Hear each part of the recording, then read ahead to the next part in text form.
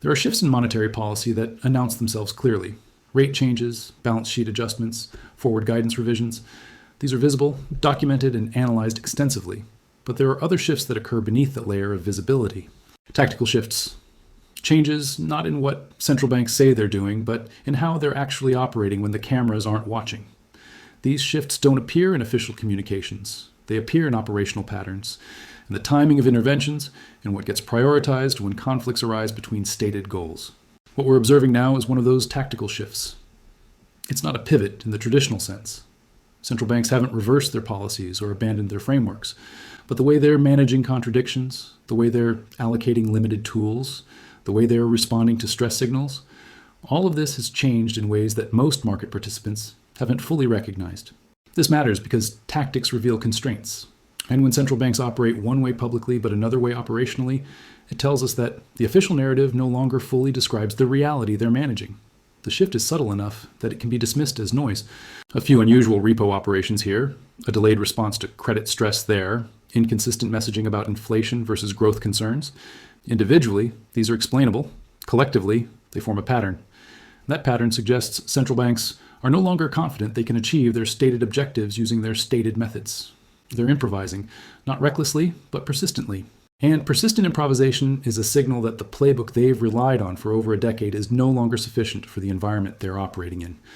For most of the period following the 2008 financial crisis, central banks operated with a clear hierarchy of priorities. Financial stability came first. Inflation was assumed to be dormant or manageable. Growth could be supported through cheap credit and expanded balance sheets. This hierarchy worked because the constraints were asymmetric. Central banks could ease aggressively without immediate consequences. They could promise support without having to deliver painful trade-offs. Markets believed them because the evidence supported that belief. Every crisis was met with intervention. Every intervention succeeded in stabilizing conditions. That dynamic has fundamentally changed. Central banks now face symmetric constraints. They cannot ease without risking inflation persistence. They cannot tighten without risking credit breakdowns and economic contraction. They cannot maintain current policy without allowing imbalances to build further. Every choice carries immediate visible costs.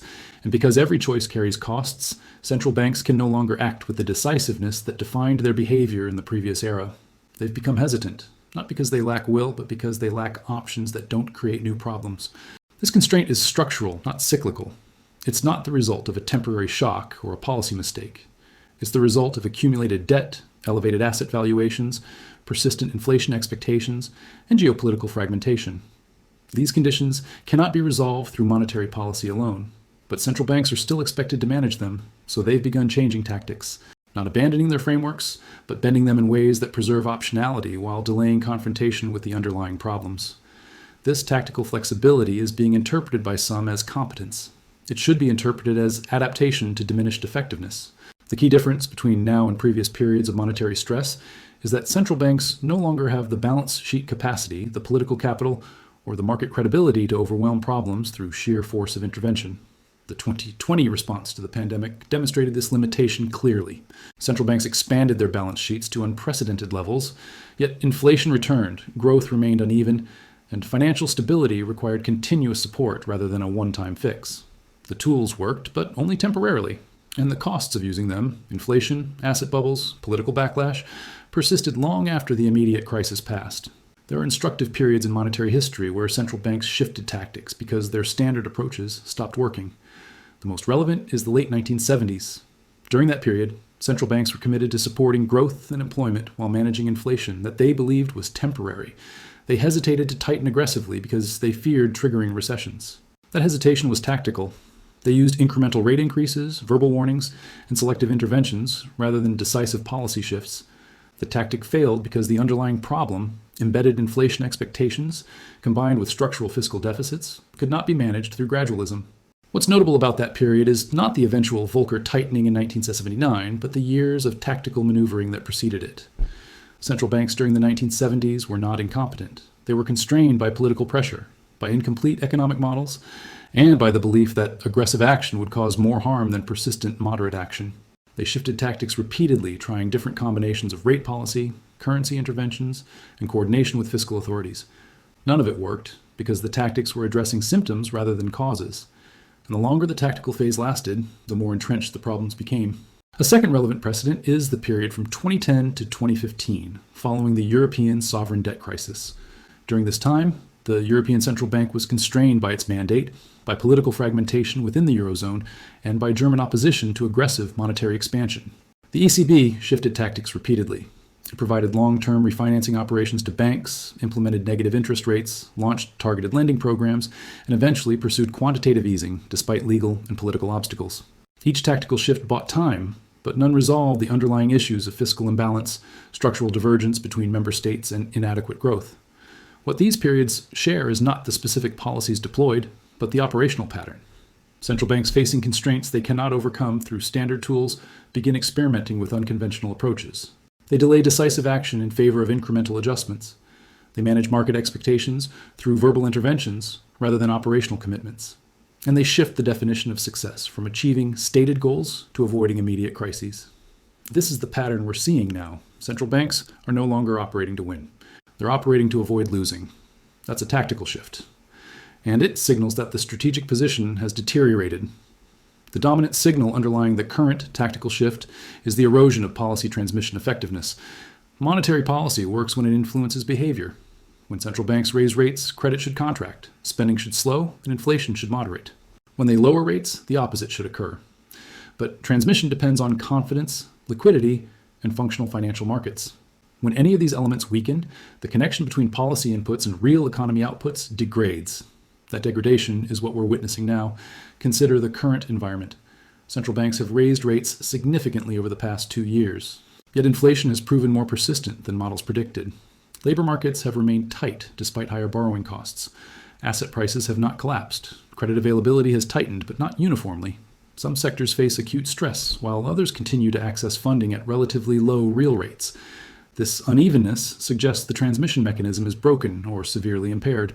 Policy is being applied, but it's not flowing through the system in predictable ways. Central banks have responded to this impairment not by intensifying their policy stance, but by becoming more selective in where and how they intervene. They're using tactics that target specific stress points rather than broad-based policy changes. Repo operations to address short-term funding dislocations. Verbal guidance to manage expectations without committing to rate paths. Coordination with fiscal authorities to share the burden of supporting growth. These are all signs that central banks recognize their primary tool, interest rates, is not working as effectively as it once did.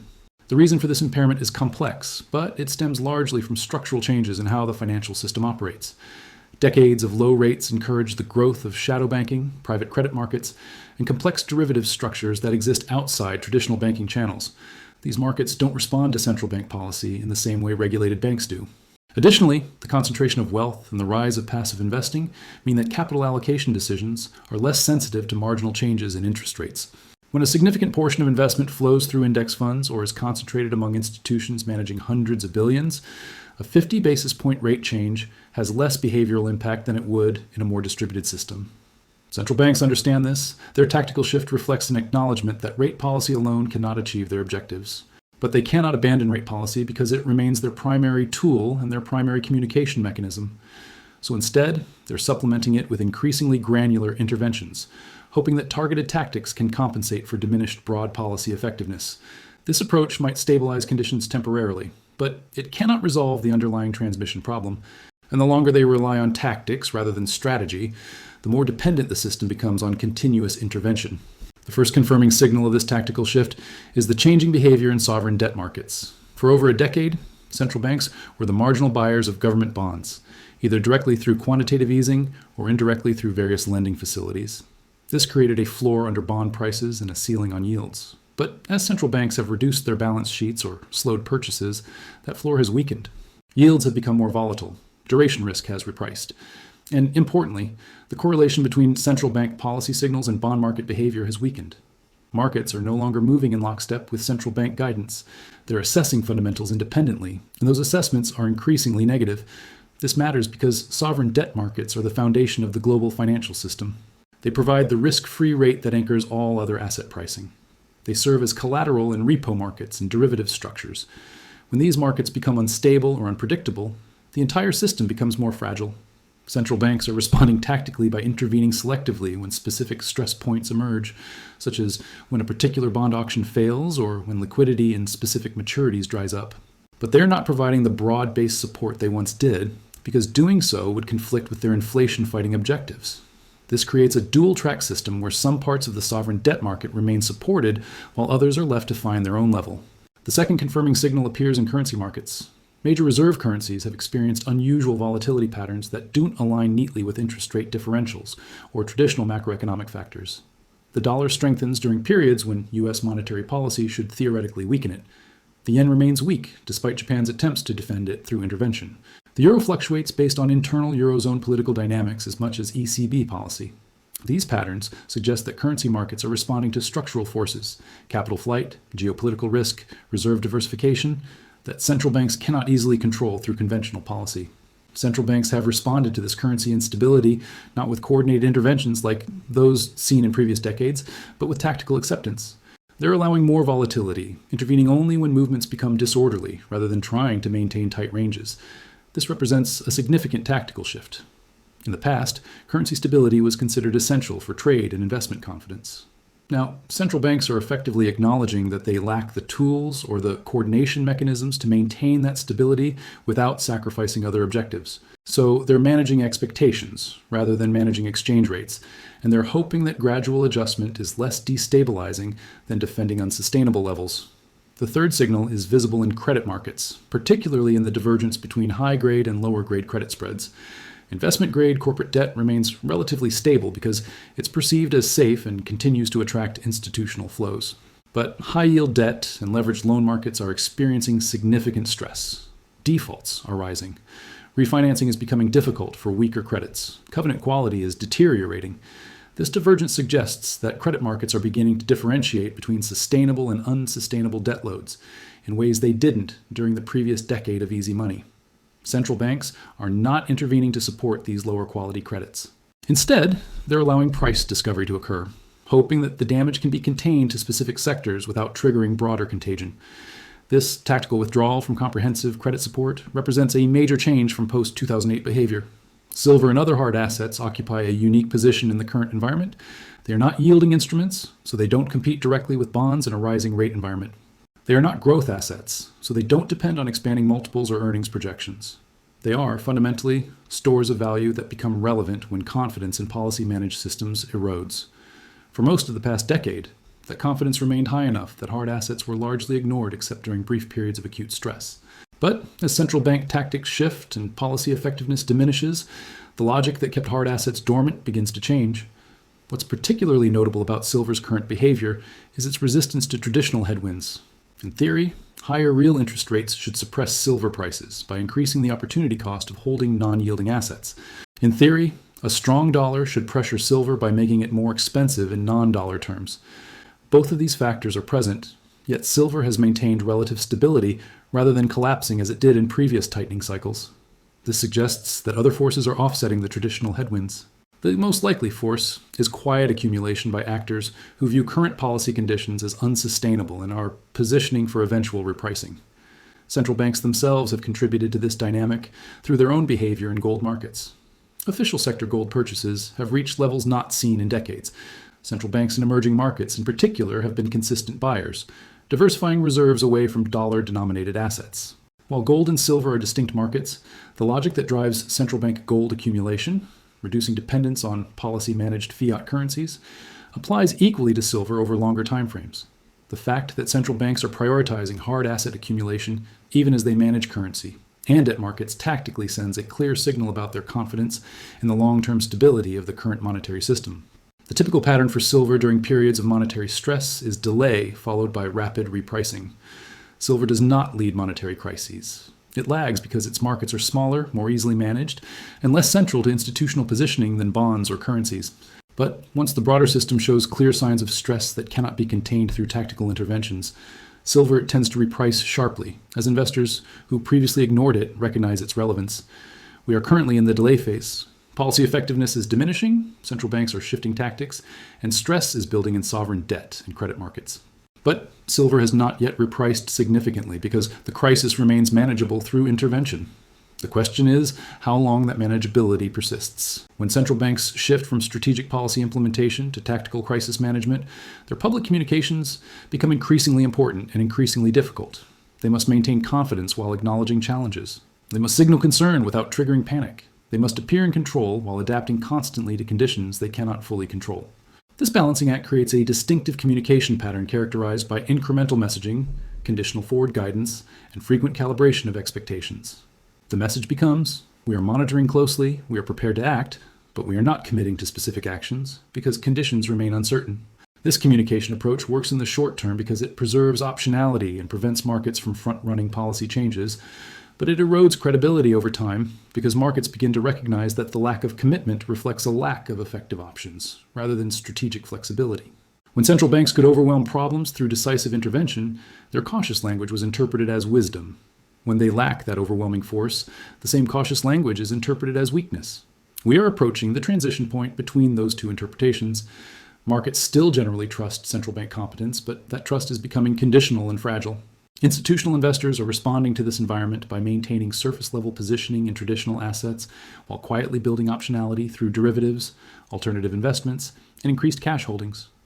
Portfolio allocations have not shifted dramatically because doing so would require acknowledging that the investment framework of the past decade no longer applies. But risk management practices have changed significantly. Hedging has increased, liquidity buffers have expanded, exposure to tail risks is being reduced through option strategies and by avoiding the most vulnerable sectors. This represents a tactical shift at the institutional level that mirrors what's happening at the central bank level, maintain the appearance of normalcy while preparing for conditions that are anything but normal. Individual investor behavior, meanwhile, remains largely anchored to recent experience. The past 15 years have taught investors that buying dips works, that central banks will intervene to prevent systemic crises, and that long-term holding of equity and real estate produces wealth. These lessons were valid during a period of coordinated monetary expansion and policy dominance. They may not remain valid during a period of constrained policy and diminished effectiveness. But behavioral change lags structural change, often by years. Most individual investors will continue operating under the old framework until an event forces recognition that conditions have changed. That event hasn't occurred yet. The tactical shifts we're describing are still largely invisible to retail participants. If central banks continue operating tactically rather than strategically because they lack tools to address underlying structural problems, several consequences become increasingly probable. The first is persistent volatility.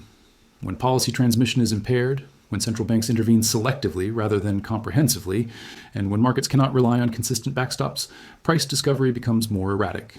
Assets swing between extremes as participants struggle to find sustainable valuations in an environment where the rules keep changing. This volatility is not necessarily catastrophic, but it makes planning difficult, increases hedging costs, and gradually erodes confidence in market efficiency. The second consequence is accelerating fragmentation. When global coordination weakens, and individual central banks prioritize domestic concerns over systemic stability, the integrated financial system that developed over the past several decades begins to fracture. We see early signs of this in currency market instability, in the divergence between U.S. and European monetary policy approaches, and in the growing willingness of emerging market central banks to pursue independent reserve management strategies. Fragmentation makes trade more expensive, reduces capital mobility, and increases the cost of financing for countries and corporations that depend on cross-border funding. It also makes future coordination more difficult because it establishes competing frameworks and competing interests. The third consequence is the repricing of long-duration assets. Much of the wealth accumulated over the past decade resides in assets whose valuations assume low interest rates. Stable growth and functional policy support will persist indefinitely. Real estate, growth equities, long-dated bonds, and private equity all reflect these assumptions. If central bank tactics cannot prevent rates from remaining elevated, if growth remains subdued, or if policy support becomes unreliable, these assets must reprice to reflect higher discount rates and greater uncertainty. That repricing doesn't require a crash. It can occur gradually through years of flat or negative returns. But the cumulative effect is a significant wealth reduction that alters consumption patterns, retirement security, and political dynamics. The fourth consequence is increased pressure on fiscal authorities to fill the gap left by diminished monetary policy effectiveness. If central banks cannot generate growth through monetary tools alone, governments will face pressure to deploy fiscal stimulus, industrial policy, or structural reforms. Some of this is already occurring. But fiscal capacity is also constrained by high debt levels and political division in many major economies. When both monetary and fiscal policy are constrained, the range of possible responses to economic shocks narrows dangerously. This creates conditions where even moderate negative shocks can trigger disproportionate instability because the shock absorbers that normally cushion the impact are already depleted or unavailable. none of these consequences are predetermined. Central banks might find new tactical approaches that restore transmission effectiveness. Structural problems might resolve through growth or technological advancement. Political coordination might improve. But the direction of current trends suggests these outcomes are less likely than their alternatives. And even if optimistic scenarios materialize, the tactical phase we're in now creates fragility that persists regardless of eventual outcomes. The longer central banks operate without strategic clarity, the more dependent the system becomes on continuous intervention, and the more vulnerable it becomes to disruptions that interrupt that intervention. What we've outlined is not a prediction of collapse or crisis. It is an interpretation of tactical behavior by central banks and the signals that behavior reveals about the constraints they're operating under. When institutions with the power and resources of major central banks shift from confident strategic implementation to cautious tactical maneuvering, it indicates that the environment has changed in fundamental ways. The playbook that worked for over a decade, aggressive intervention, balance sheet expansion, forward guidance, no longer produces the intended results consistently. And when tools stop working consistently, those who wield them must either find new tools or accept that their influence over outcomes has diminished. The shift from strategy to tactics is subtle enough that most participants haven't fully internalized it. Markets still respond to central bank signals. Investors still assume interventions will arrive when needed.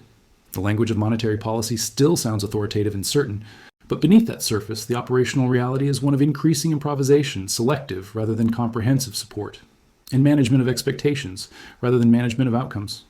These are the hallmarks of constrained institutions adapting to conditions they cannot fully control. For observers trying to navigate this environment, the relevant question is not what central banks will do next, but what their current behavior reveals about their actual capabilities versus their stated objectives. When tactics change, while stated goals remain constant, the gap between the two is a signal. It tells us that achieving those goals has become more difficult, that the path forward is less clear, and that the range of possible outcomes has widened. That doesn't mean adverse outcomes are certain. It means uncertainty has increased and the mechanisms that previously reduced uncertainty are no longer functioning as reliably. Silver and hard assets remain relevant in this context, not because they offer speculative returns, but because they represent a form of monetary insurance that exists outside the policy-managed system. When central bank tactics suggest diminished policy effectiveness, when sovereign debt markets become less stable, when currency volatility increases, the logic of holding assets that don't depend on policy credibility or institutional promises becomes stronger. This doesn't require belief in imminent crisis. It requires recognition that the probability distribution of outcomes has shifted towards scenarios where policy-managed assets underperform relative to hard assets that embody finality rather than promise. The tactical shifts we're observing in central bank behavior are not anomalies or temporary adjustments. They reflect structural changes in the monetary system's operating environment, changes driven by debt accumulation, inflation persistence, geopolitical fragmentation, and the exhaustion of unconventional policy tools.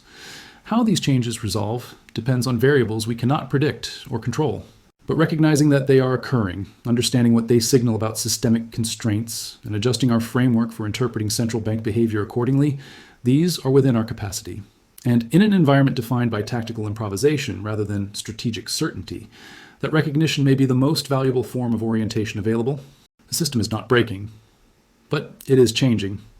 Central banks have changed tactics because they must, not because they choose to. And that change, subtle and gradual as it is, reveals more about the underlying condition of the monetary system than any official statement or policy announcement ever could. We are being told, through action rather than words, that the era of policy dominance is giving way to an era of policy limitation. How we interpret that signal, how we position for the implications, and how we maintain clarity while others operate on outdated assumptions, these will determine outcomes far more than any prediction about what happens next.